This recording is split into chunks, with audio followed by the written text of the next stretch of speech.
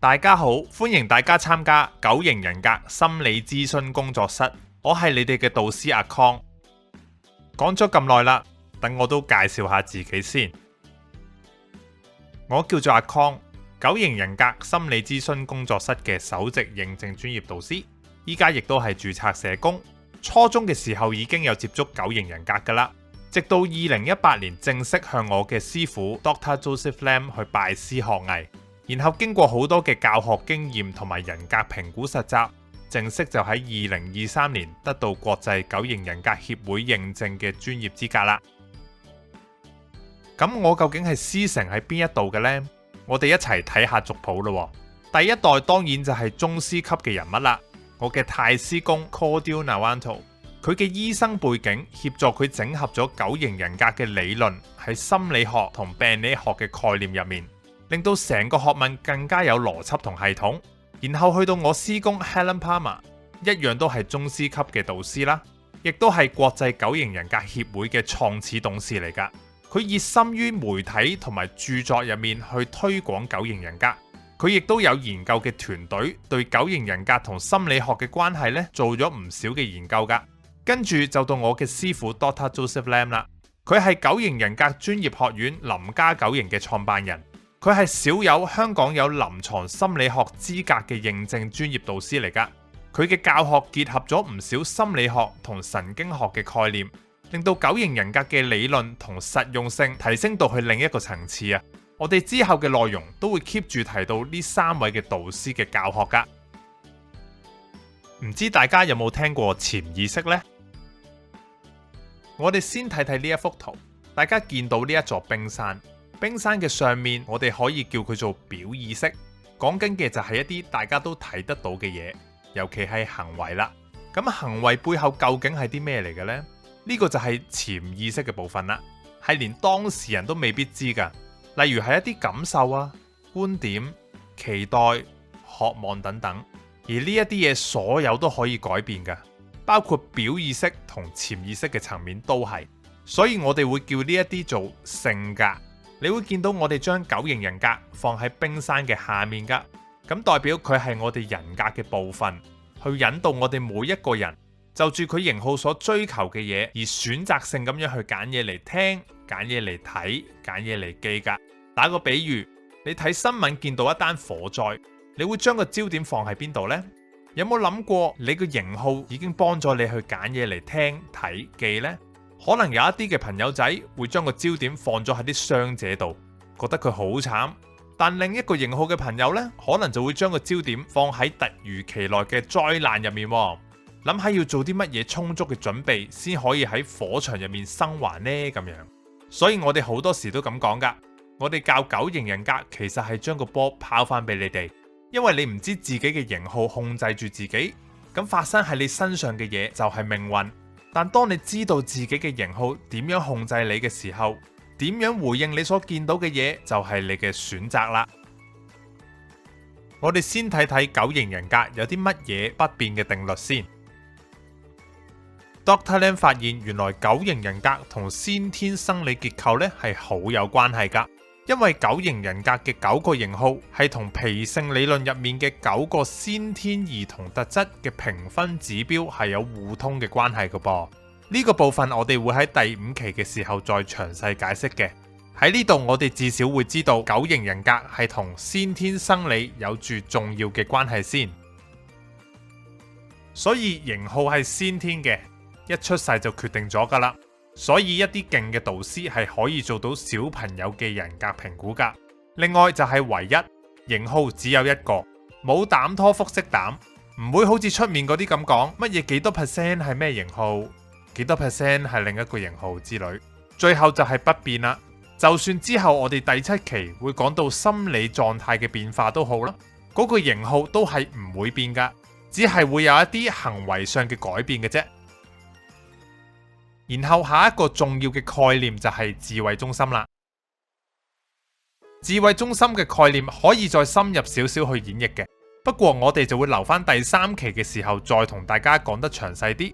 不過因為呢個基礎嘅概念好重要，所以我哋喺第1期已經會簡單講少少先噶啦。智慧中心係會分為情感、思考、行動3種嘅。智慧中心係講緊接收外界信息嘅方式，籠統啲咁講啦。5、6、7呢就係用邏輯、思維、分析嚟理解呢一個世界，但唔代表佢理性㗎吓。今次我哋會先介紹一個新嘅名詞，追求。呢個唔係任何宗師或者我老師嘅教學方式嚟㗎，純粹係我喺教學同輔導工作入面整合出嚟嘅一個系統，由第1期至到第7期都會 keep 住用到㗎。不過大家記住，每個導師都有屬於佢嘅教學模式，唔好見其他導師唔係好似我咁樣教呢，就話人哋錯。我純粹係想用一套易記、有邏輯、有系統嘅方式嚟教大家嘅啫。咁首先，乜嘢係追求呢？追求即係嗰個型號嘅慾望、注意力投放嘅位置。不過留意，我哋嘅學習係受制於我哋嘅語言噶。例如7號追求快樂，咁人人都想快樂噶啦，但其實背後嘅意義係有一啲複雜性噶，唔係就咁快樂2個字就解釋到嘅。9個型號嘅追求背後嘅意思會喺第2期同第5期嘅時候再同大家慢慢解釋噶。另外，追求係不變嘅，即使之後會提到一啲心理狀態變化而令到型號嘅行為改變，我哋啱啱所提過嘅追求都係唔會變嘅。呢一種追求係隱藏住喺我哋嘅潛意識層面噶，大家係唔容易察覺到噶。嚟緊我就會用一啲具體啲嘅形象去比喻唔同型號嘅心態，等大家可以簡單啲咁去了解唔同型號嘅基礎概念。好，事不宜遲啦，我哋介紹下8號先。你哋睇到呢一張圖嘅時候，又會諗起啲乜嘢呢？係唔係好似一個將軍啊？所以我哋會用將軍嘅心態嚟形容8號嘅。將軍係點嘅呢？將軍就係要做大事。唔好同我講啲濕碎嘢啦！打仗最緊要咩啊？就係充足嘅準備，三軍未動，糧草先行。啲嘢一定要夠多、夠勁、夠爆，唔係點同人哋砌啊！8號就係用呢一種嘅心態去追求強大嘅感覺，就好似為未來嘅挑戰做好準備一樣。8號先天就會好敏感強權不公、欺壓弱小嘅自己，所以裝備自己就變得非常重要啦。配合爆裂性嘅生理結構，佢哋普遍都會俾人一種過量嘅形象嘅，食得過多、口味過濃、身形過肥、講嘢過多、聲量過大、脾氣過大。每個8號都總係會中翻3、4樣噶，但佢哋自己係唔太覺噶。原因我哋喺第6期嘅時候再同大家講得深入啲。邏輯時間啦，諗下一個用將軍嘅心態嚟理解世界。先天就敏感公義同弱小嘅人，佢哋嘅形象會係點呢？俾人嘅感覺又會係點呢？5秒鐘諗下。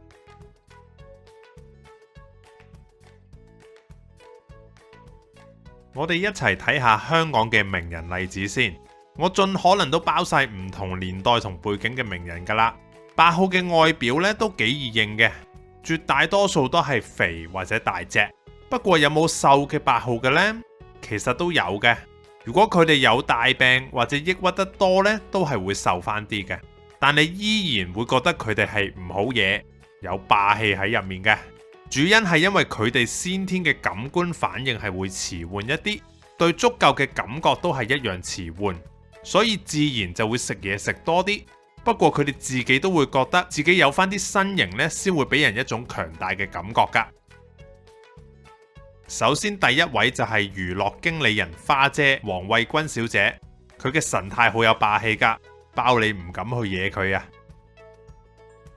另一位藝人肥媽，神態係硬正同粗豪嘅，一樣都係唔好惹嘅。下一位就係歌手林二汶啦，佢已經係比較瘦嘅8號嚟噶啦，神態都係有霸氣嘅，唔會有弱不禁風嘅感覺。除咗演藝圈之外呢，富豪大佬劉鑾雄都係其中一位代表人物嚟噶。佢睇落已經係算比較溫和噶啦，但一樣都係咁有分量。另一位就係武打巨星洪金寶先生啦，神態有霸氣嘅，眼神亦都好銳利。另一位就係台灣 YouTuber 館長啊，神態簡直係8號嘅表表姐，一身肌肉，霸氣十足，我諗冇幾多人敢去挑佢機噶啦。你會發現佢哋唔係有霸氣就係唔好嘢，再溫和嘅都一樣有啲身形。所以假如你發現有一位朋友好中意做大佬嘅，有坊間話8號嘅嗰一啲特徵，咁你第一時間就要睇下佢有冇啲噸位呢，或者有冇霸氣呢？如果成個款都係弱質纖纖，而個原因唔係因為病同抑鬱，由細到大都係咁瘦削嘅，咁佢係8號嘅機會率咧就非常非常之低啦。畢竟都係生理結構嘅影響啊嘛。咁我哋又一齊睇下 Helen Palmer 嘅8號例子啦。8號喺 Helen 嘅例子入面咧都有翻啲歷史，唔識都幾正常嘅。第一位就係9型人格嘅祖師啊 George Gurdjieff 啦，舊相就唔係好睇得清楚嘅，加上俄羅斯咁凍，着咁多厚衫，不過我哋都可以睇到佢係橫橫地嘅。另一位就係心理治療師 Fitzpatrick， 神態上都係非常之有份量噶。跟住就係黑人運動領袖 Eldridge Cleaver 啦，佢睇落都算係瘦嘅8號嚟噶啦，但神態上一樣都係唔可能會想惹佢噶。最後一位就係神秘學家 Vladan Blavatsky， 神態沉穩，同樣都係有份量噶。Helen Palmer 嘅8號例子入面咧，都係有少少偏門嘅，不過都希望大家喺外表同氣場入面可以感受得到，8號無論係男定係女都係有氣勢、有份量。就算你見到一啲比較瘦嘅8號都好，都一樣有霸氣噶。肥嘅原因我哋喺後面嘅時候再解釋多啲啦。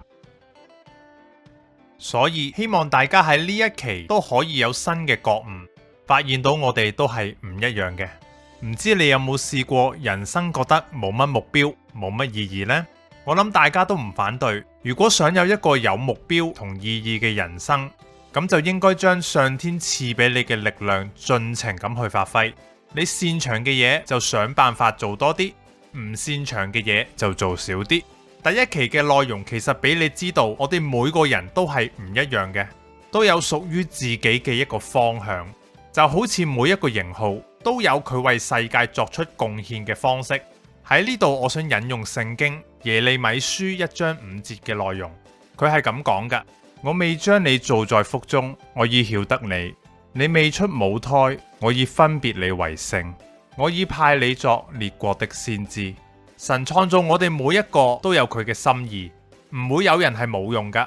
神為你嘅人生定咗一個計劃。呢個計劃唔係你出世嗰陣時開始噶，而係早喺你出世之前就開始噶啦。就好似型號喺母腹嘅時候已經決定咗。最精彩嘅係神點樣去塑造你嘅型號，咁你就會知道佢想你點樣去貢獻呢個世界。換句話說，若果你想知道自己應該點樣過你嘅一生，你就應該仔細同深入咁去觀察自己，觀察神點樣去塑造你。即係揾翻你嘅型號，你嘅原廠設定，你未俾呢個世界嘅邪惡所污染嘅嗰一個你。第一期第3部分嘅891就去到呢一度啦。